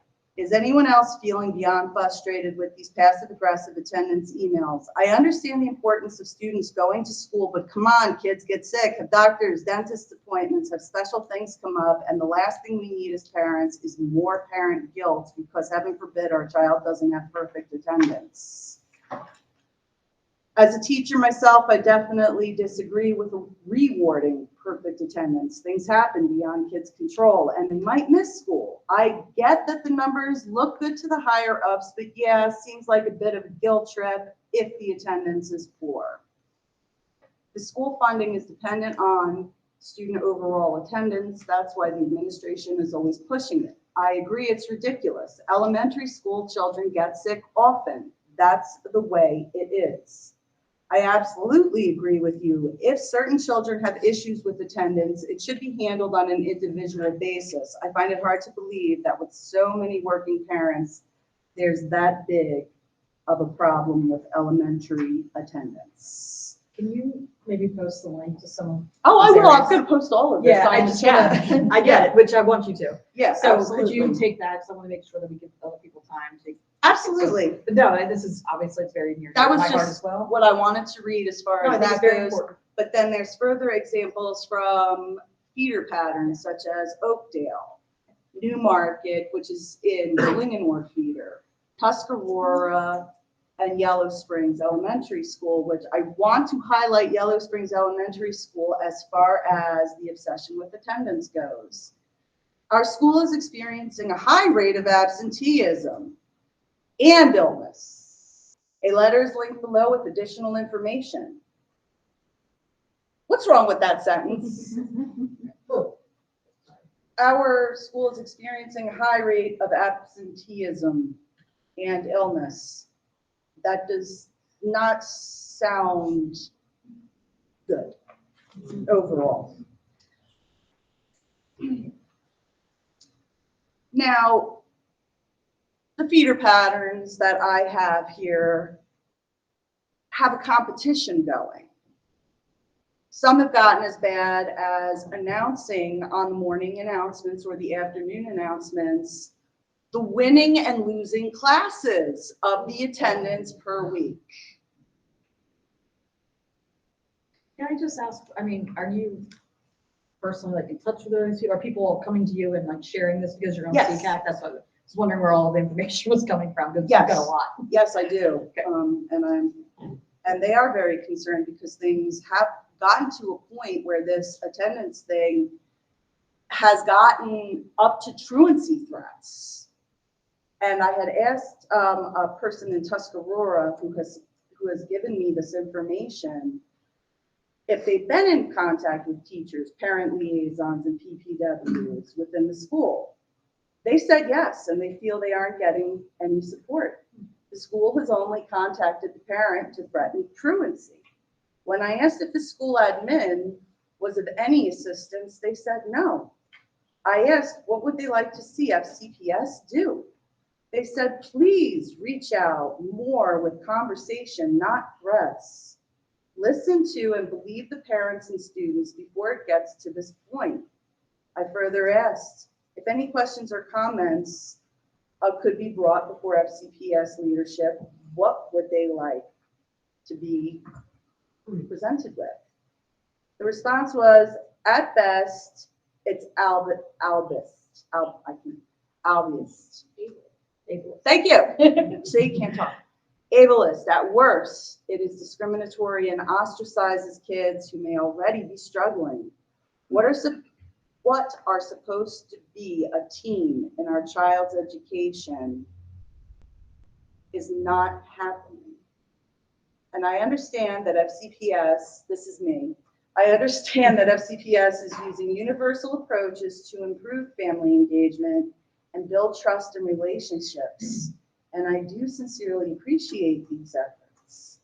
Many parents have told me that they are not aware of the tier support system and had no idea what I was talking about, much less having the tier process addressed as each tier escalated. On April 22nd, 2023, the Frederick News Post, titled Rising Chronic Absenteeism Rate is a Red Flag for School System, reported the following. FCPS is analyzing and addressing the root causes of absenteeism. The work is highly individualized, but when intensive measures do not work, students are referred to the Truancy Reduction Council that was created in 2022. The goal is to address the problem without filing charges against a parent. Failing to send a child to school is a crime in Maryland. FCPS has had a full docket at the time of the publication of this article. Is there an action you're thinking about advising for CCAC or? Yes, yes, I want to work to understand what we can do to request further discussion on this topic. Families living with school avoidance need an all-hands-on-deck approach, not threats. The expertise of parents, medical providers, and therapists on the home front, combined with the efforts of administrators, teachers, and counselors at school, is a dream team, and it does exist, and it needs to help students preserve and persevere through school with decent behavior. I will provide a 2,000-page report on our chat. Okay, and I'm gonna put an action item to at least put this under, any new business for next. I would like it to be discussed more, and I will also present leadership with the questions that I have, because I obviously will talk forever. Okay, yeah, we can, we can talk between now and then about, what those topics might be, whether it's like reviewing the truancy policy, mental health, school avoidance, so we'll come up with something there as an action for us to have a topic of discussion next month. Do they only receive truancy letters if their absences are unexcused? Or is it just you've missed 10 days, excuse or no excuse, they get the truancy letter? Get it regardless. I think it's sometimes up to interpretations. We should check into more of that. I think all of the situations that you've gotten have been like that, but I think there's probably a lot of gray area. Okay. No, it's in the. Yeah, it's just a matter of how it's enforced, I think, and discussed probably at each local school. So let's table it and definitely bring it back up. Other parent members have any topics for tonight? I have a quick question. Sure.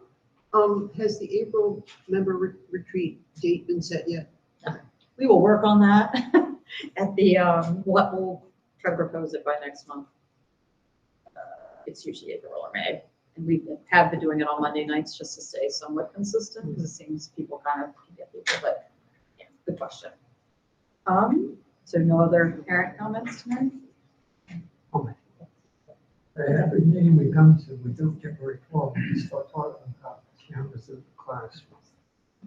As I see it, our job is to focus on what's in the child's best interest. That's in our mission statement. And work backwards from there. And if we're worried that the union won't agree to it, well, that's not our worry. That's up to the school board. She just, and I've been going around asking people who I know who have children in these classrooms where there could be a camera, and it's a very, very small population.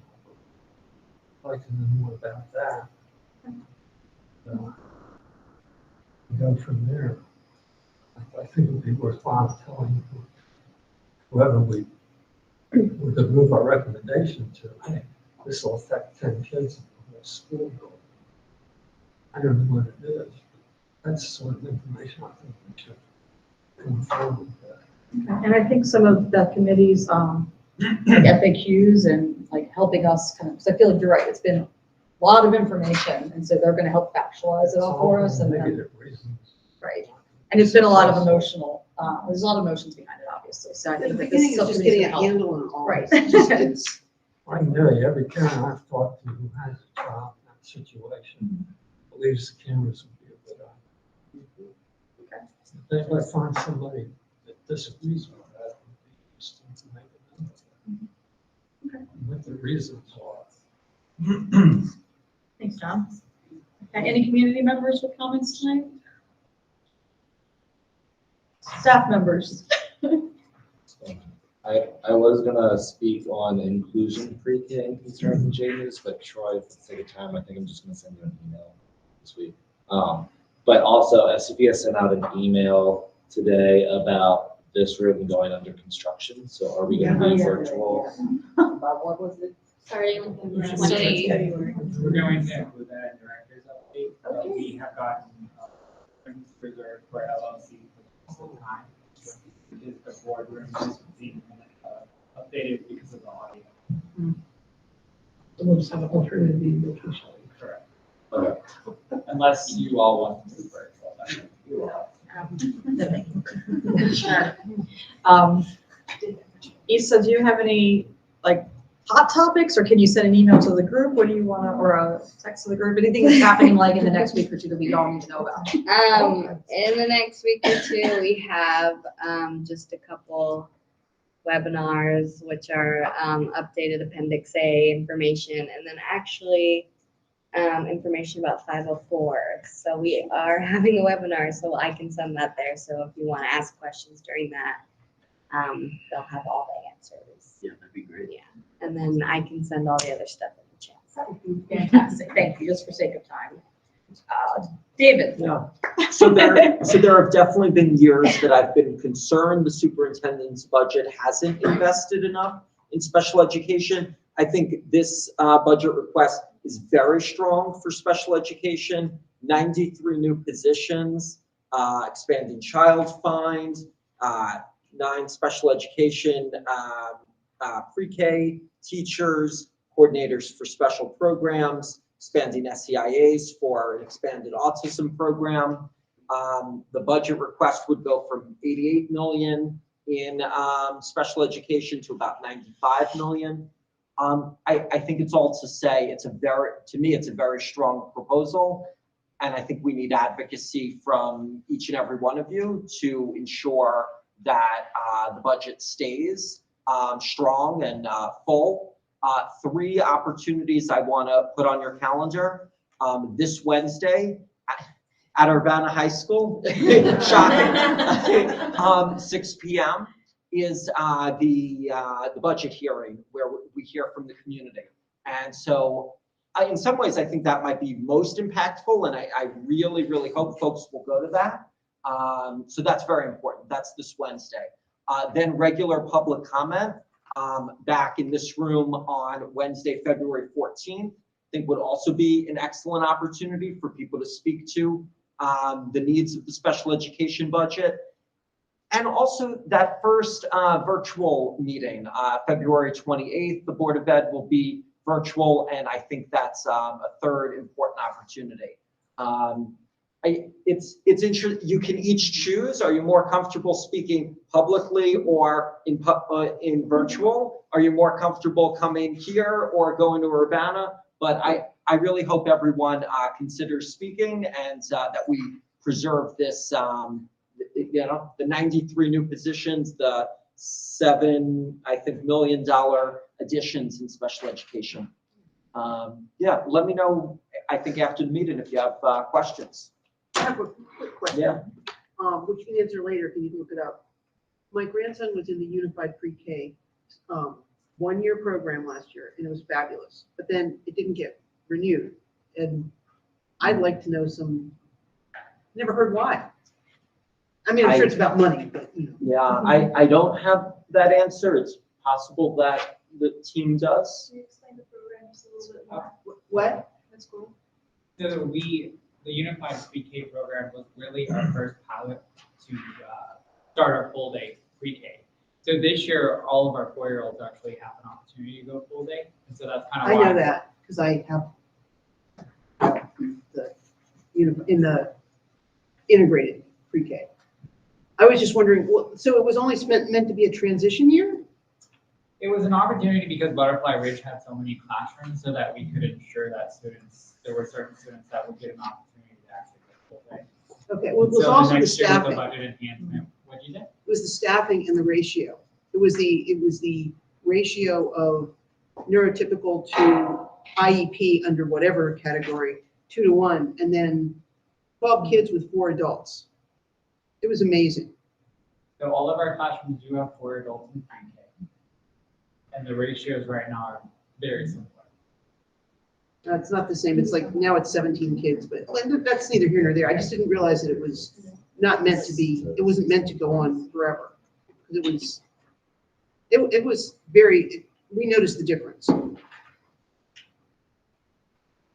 I can talk more about that another time, but it was, I'll get some thoughts together about that. maybe Honestly, talk either about it. with me or in the public comment at the sessions, you know, Okay. you could speak to your experiences with Unified Pre-K. I might be able to make the virtual one, since we are raising said pre-K kid, so But time's tight. yeah, that's my report for tonight. Thanks, David. Okay, Troy and Katie. You're up. Good evening. I'm sorry I was gone when we did introductions, but I'm Katie Buckley, the director. I know Troy introduced me, but as always, we include the presentations from the board meeting. So the last board meeting presentation that was on record when the agenda was due was January 10th. And what's really excited is Ms. Bigman presented about our staffing work group. And that first meeting is actually going to kick off tomorrow afternoon, where we're going to really look at different allocations and models of how to staff as a system for special education, not just teachers, but then also SDIAs as well. So that work group kicks off tomorrow. In addition, we have the PCV recommendations progress report that's linked, so you can see what's ongoing, what hasn't been started, and what's been finished. A lot of ongoing work on those recommendations, but if anybody has specific questions, feel free to ask those. One of the recommendations at one point was to look at a roles and responsibilities chart for our office. So what you see linked here is the different roles within our department, some of the responsibilities that they have within the department. Department chairs, of course, are school-based, and Jake, I did email your department chair, so I hope that you hear from that person tomorrow morning. Happy to facilitate that conversation. So then we also have different specialist roles within our office. So our IEP facilitators, and there's a link to the flyer in regards to how they can support schools. We have our D3s, and then access, equity, and progress teacher specialists, and then of course child find. So hopefully this just gives you, you know, one of the Jessicas, right? Do you remember which one? Which one's our grant coordinator? Easy. Yeah. The other one has cash. And then we have our data integration specialists and partners for success, which you guys know. So hopefully this chart just helps clarify some of the roles and responsibilities within our department and who you might see at meetings and those types of things. Any questions about the chart? Is that posted on the website somewhere? It's not on our website right now. It's just on our agenda for tonight's meeting at this Okay, time. just curious. Thank you. One more email complicated. Yes, technically Hopefully public, soon. it's on Board Docs. But We keep adding some. Would be a director comp? This is on Board Docs, so it would be on Board Docs, yes. So it's linked there. I'll work on putting it on our board briefing. That's awesome. So then we also just wanted to give you an update about extended school year and the typical dates that that's going to run, and with the exception, of course, of the July 4th week. So that's listed there as well. Somebody's already mentioned Appendix A, so there's an upcoming webinar. Thank you for that, as there were changes there. But then we linked information in English and Spanish in regards to Appendix A on here. Appendix A being the tool that's used to qualify for alternative standards and alternative state assessments. And then just another link to the transition planning guide that is electronic. We handed out copies a little while ago in regards to the new transition guide from the state, but just so you had an electronic reference for later use. Thoughts, questions? Jake, if you don't hear, please let me know. She better, it's been like a month now. So she's gonna be waiting at the door now that Oh, she's yeah. something. I did have a question, a follow-up about home and hospital teaching with regards to it being easily accessible. Nothing's been done yet. It's been, my request is since December. And I understand that student services does fall under your Eastman. I also feel that. What was your question? Home and hospital teaching is not easily available on FCPS's website. It is easily available on every single county in the state with the exception of 2, us and Worcester. So I'm following up on the request that I had made to please help make that more easily accessible. There is a special education component to HHT if the overall program cannot be easily accessible at this time. No, the team is working on it, and I asked for an update, and I'm not sure off the top of my head when the date is, so I'll check with them again. Yeah, but they are working on it. Excellent. Thank you for checking. Okay. Was that the entire director's comments? Thanks. Okay, for item action review, I added, that we would have as a team, we need to have speaker recommendations into the committees. If you, any additional ones other than what we had outlined earlier, you could send to, the team or into the chat, within the next week or two, so that by next month we can vote on, well, if we have budget and time, we will then vote on which one we want to try to go forward with. Don't just put a recommendation in, please try to reach out to those folks and determine dates of availability and costs so that we can make that easy on that team. Jake has requested a full-time subcommittee for the Student Voices Committee, so we will add that to our action items to discuss next month. We'll send the welcome packets to all of our new members, and we will, I haven't determined how to write it yet, but we'll review the truancy policy school avoidance topic as a follow-up or add it to new business next month. Did I miss anything? Yeah, you're going to come up with a retreat date. Yes, we will come up with a retreat date by the next one. Thank you very much. Thank you. I know you do. Anything else you want to spend money on? We need to know this week. Oh, yeah, budget information is needed by this week. To myself and Jen. This week? Yep. Thinking of grant. Even if you wanted to say, I want to make 20 more posters, and they would be this size, and or we need to buy binders or whatever. We can't get prices until we have, That. unfortunately, until we have the, Yeah, that's what I said. thank you, the template. Yeah. Otherwise, we can pay more to have And they them won't even develop. bid it out until we have something to show them. And we will work on getting that to you. Okay, thank you. Thank you.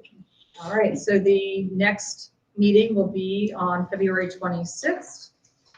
We will find out exactly where that's going to be and send that out. And if anyone wants to make a motion to adjourn. Motion. Okay,